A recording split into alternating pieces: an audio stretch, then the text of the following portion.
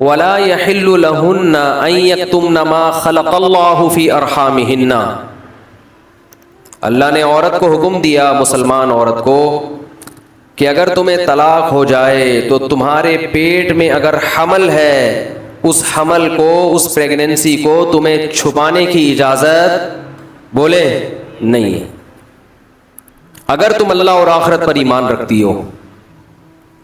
یہ بھی ہوتا ہے آج کل،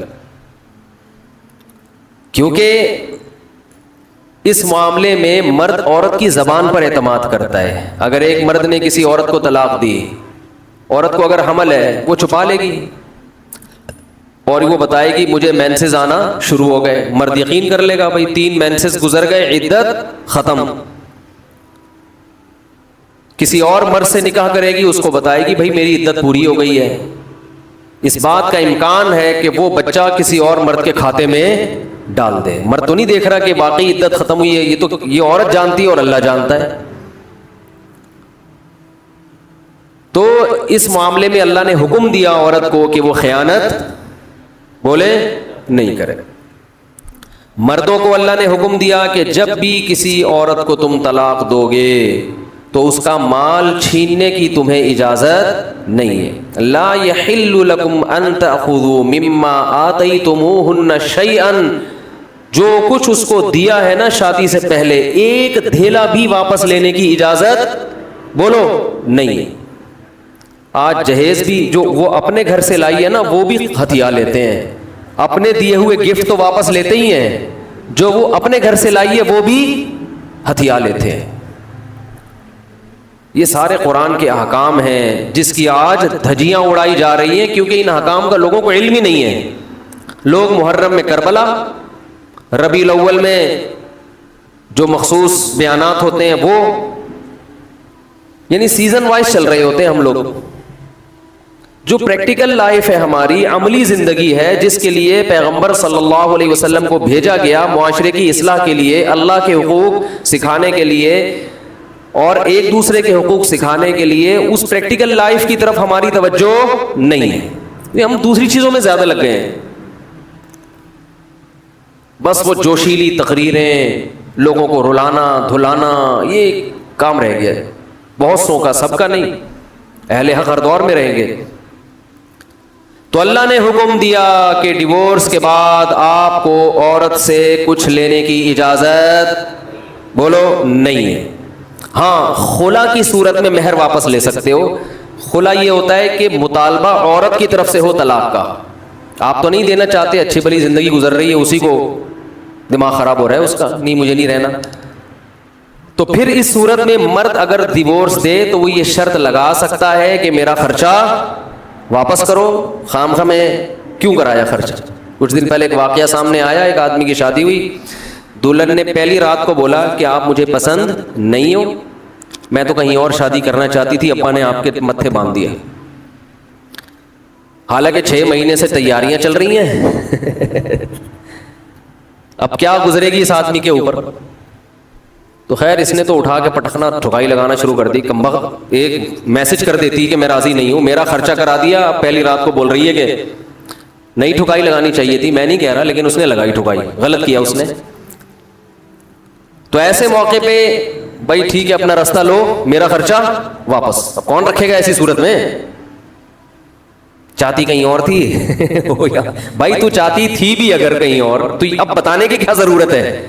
ہر بات بتائی تھوڑی جاتی ہے، بولو بھائی دل میں بولو چاہتی تو تھی لیکن چلو ہو گئی، اب اسی کو چاہنا شروع کر دیں گے آہستہ آہستہ۔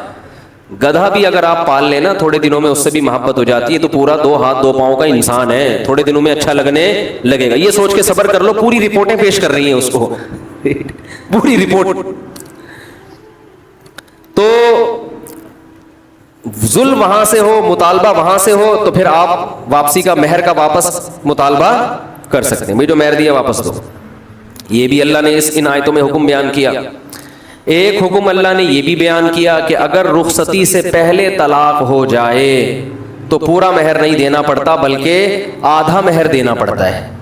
1 لاکھ روپے مہر رکھا گیا تھا، آپ ابھی رخصتی ہوئی نہیں، آپ نے ڈیورس دے دی، تو پورا مہر نہیں ہے بلکہ آدھا مہر ہے۔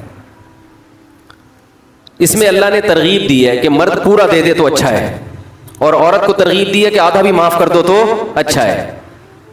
ترغیب دونوں کو دی جا رہی ہے, چھوڑو بھائی, لیکن حکم بیان کیا جا رہا ہے کہ مرد کو آدھا دینا پڑے گا اگر وہ مطالبہ کرے.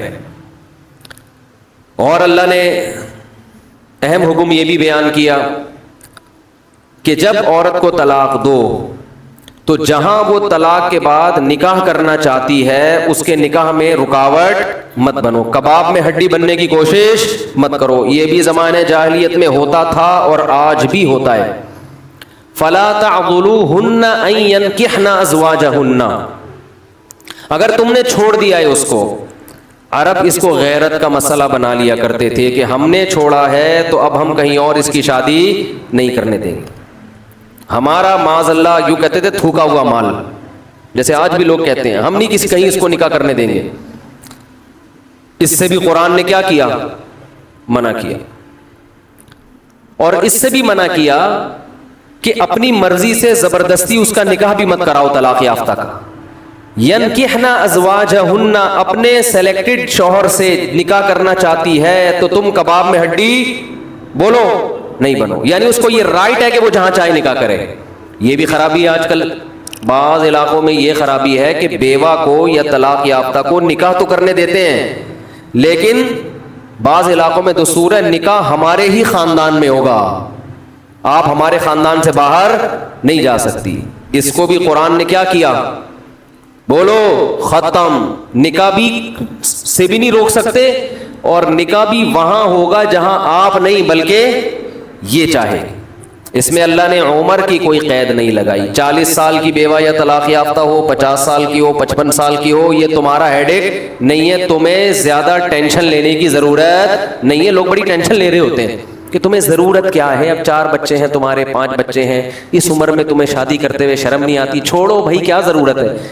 تو اللہ فرماتے ہیں کہ تمہیں ٹینشن لینے کی ضرورت, بولو یہ اس کا ہیڈک ہے, یہ تمہارا ہیڈک نہیں ہے. جیسے کوئی 4 شادیاں کر رہا ہے تو اس کا ہیڈک ہے نا, آپ کا ہیڈک تھوڑی ہے. یہ آپ پتہ نہیں کیوں پریشان ہیں, مفتی صاحب کو کیا ہو گیا, وہی ان کا ہیڈک ہے, آپ کا ہیڈک نہیں ہے. یہ میں اپنی بھی درمیان میں لگا دیتا ہوں نا.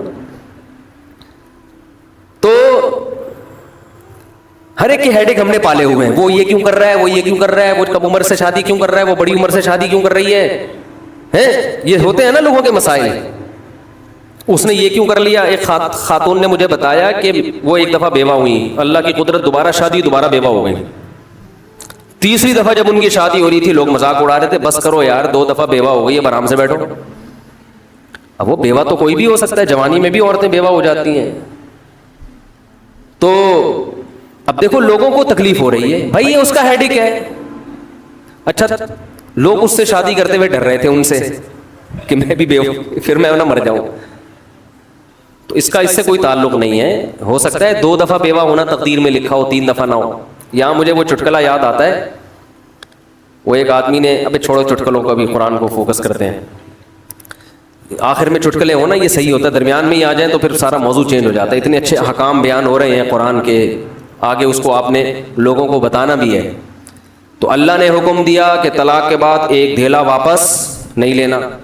خلا کی صورت میں لے سکتے ہو, مگر خلا بھی شوہر کی رضا سے ہوتا ہے, یک طرفہ نہیں ہوتا, یاد رکھیں. دوسرا کام تم نے کیا کرنا ہے, اس کو کہیں اور نکاح سے روکنا نہیں ہے. تیسرا کام یہ کرنا ہے, نکاح بھی وہاں کرنا ہے جہاں وہ چاہتی ہے. تمہاری مرضی نہیں مسلط ہوگی, اس کی مرضی چلے گی.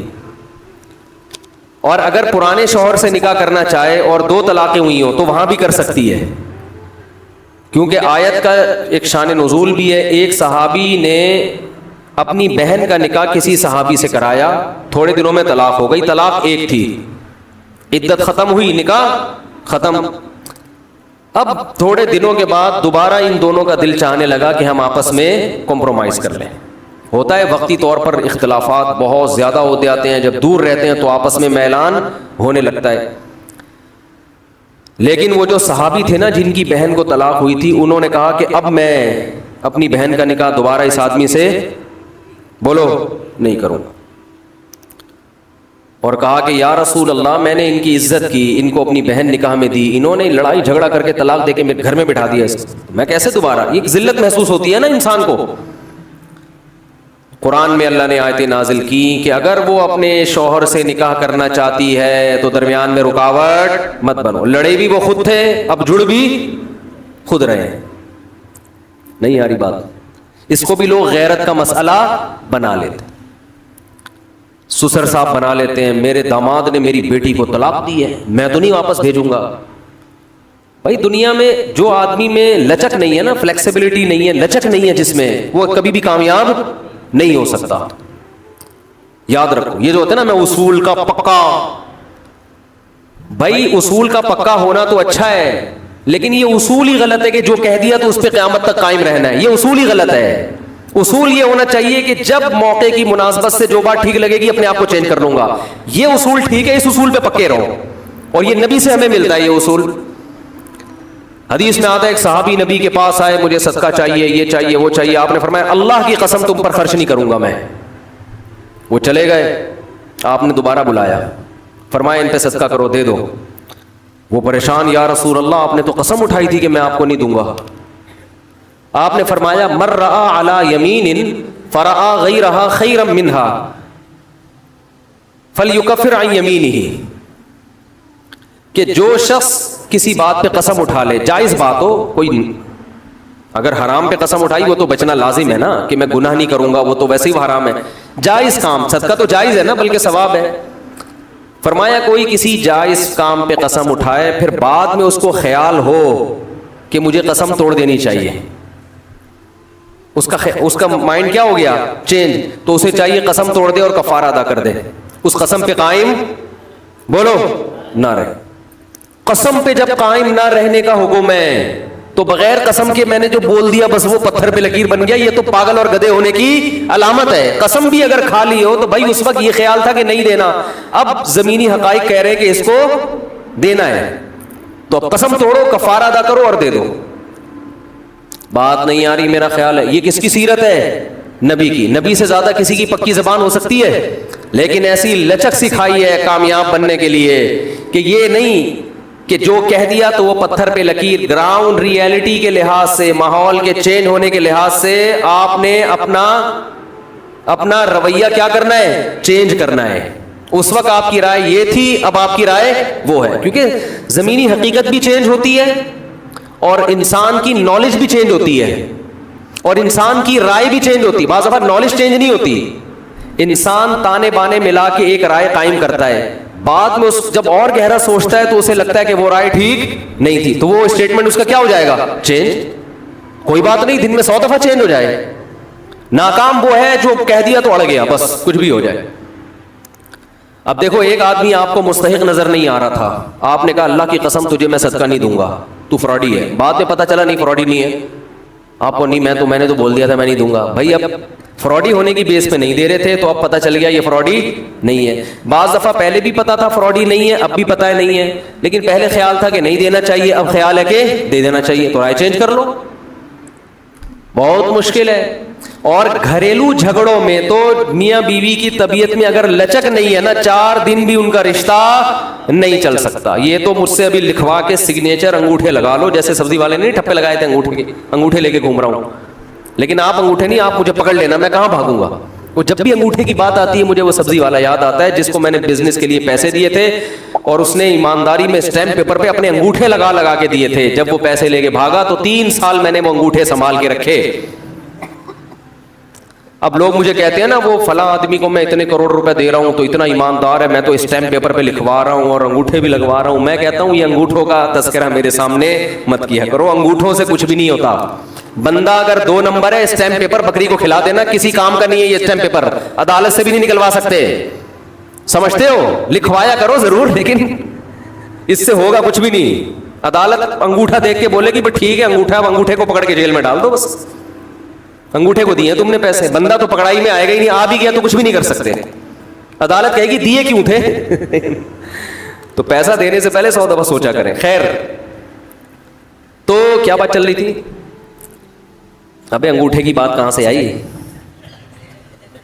ہاں, لچک پیدا کرنا چاہیے. میاں بیوی کا رشتہ تو ایسا ہے کہ اگر آپ کہیں نا کہ جو میں نے کہہ دیا بس وہ کیا ہے, آرڈر از آرڈر, تو بھائی اس کا مطلب آپ میدان جنگ میں کھڑے ہوئے ہیں, دشمن کی فوجیں آپ کے سامنے اور آپ ایک فوج کی کمانڈ کر رہے ہیں کہ گولی چلانے کا آرڈر دیا تو کیا کرنا ہے؟ یہ گھر ہے، یہ میدان جنگ بولو نہیں ہے. یہاں آپ کا اسٹائل یہ ہونا چاہیے، آپ نے بیوی کو آرڈر دیا، گراؤنڈ ریئلٹی یہ کہہ رہی ہے کہ بھائی میرا روب اس پر بیٹھا ہوا ہے اور وہ پکوڑے بنا بنا کے خود ہی کھا رہی ہے، آپ کو ایک لقمہ بھی نہیں کھانے دے رہی. آپ غصے میں آئے، آپ نے کہا بیگم مزید پکوڑا اگر کھایا نا تو گراؤنڈ ریئلٹی کہہ رہی ہے کہ اس دھمکی سے یہ پکوڑے کھانا چھوڑ دے گی نہیں. لیکن آگے اس کا ایٹیٹیوڈ آپ نے دیکھا، اس نے کہا تو کیا کر لے گا، فوراً وہ کرچلی اٹھائی، تو کیا کر لے گا، فوراً لچک پیدا کرو بولو تو صبر کروں گا اور کیا کروں گا. یہ کامیاب، یہ گھر کیا کیسے چلے گا، یہ رشتہ جوڑا رہے گا. اگر آپ نے اس کا ایٹیٹیوڈ دیکھ کے، اس کی پیشانی پہ سلوٹیں دیکھ کے اپنی دھمکی کو واپس نہیں لیا تو یہ گھر کیا ہوگا، پکوڑے تو کھا لو گے آپ لیکن آپ کے بچوں کی ماں مارکیٹ سے شارٹ ہو جائے گی. تو اس میں گھر کے اندر کا اصول لچک، کامیاب آدمی ہو. ہاں ناقابل برداشت کوئی معاملہ ہو جائے تو ایک الگ بات ہے. تو اللہ نے کیا حکم دیا کہ اگر ڈیورس ہو گئی ہے پھر دوبارہ ملنا چاہتے ہیں تو کباب میں ہڈی بولو مت بنو، ملنے دو ان کو، کوئی مسئلہ نہیں ہے. ہاں یہ قرآن